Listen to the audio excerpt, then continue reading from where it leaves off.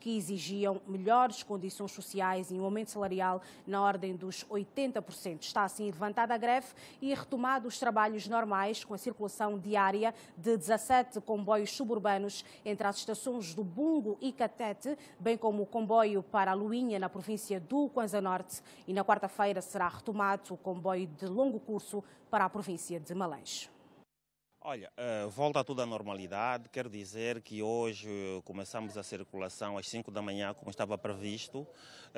Realizamos os comboios, a maior parte já dos comboios no período da manhã, e vamos continuar a efetuá-los com a normalidade até logo às 18 horas, que é a hora que estabelece o fim da circulação diária. Dizer que correu tudo bem, tudo com normalidade, e pensamos, neste momento temos uma equipa a fazer a ronda à linha até Malanje, essa equipa para verificar as condições do traçado, para que possamos na quarta-feira realizar o comboio de passageiros para Malanje, para Ndalatando e Malanje com segurança. Nestes 26 dias de greve, que prejuízos é que teve o CFL? Olha, nós tivemos prejuízos avaliados em cerca de 29 milhões de kwanzas durante esse tempo de paralisação, e dizer também que durante esse tempo não foi possível, vamos assim dizer, resolver algumas situações candentes, como por exemplo o problema da linha Prodondo, que continua interrompida face às últimas chuvas que danificaram em grande parte a própria linha. E neste momento estamos também a reunir condições para que possamos fazer essa intervenção no Dondo, para que tenhamos também reaberta a linha, e logo que o fizermos, naturalmente, vamos anunciar publicamente este facto do retorno à circulação do comboio regional para o Dondo.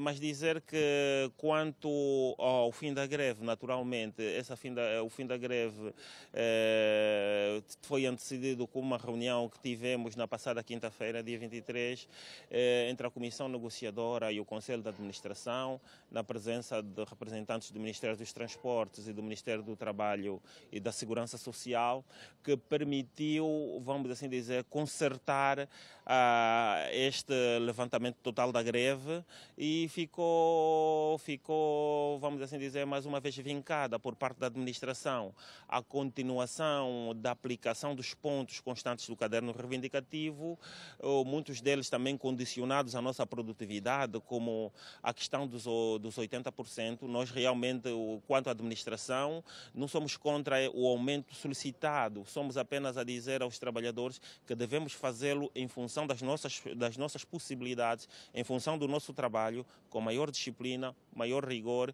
maior responsabilidade. Produzimos mais para que possamos distribuir em formas de salários ou outras regalias que os trabalhadores solicitam. Como é que fica a situação dos trabalhadores que fizeram parte desta greve?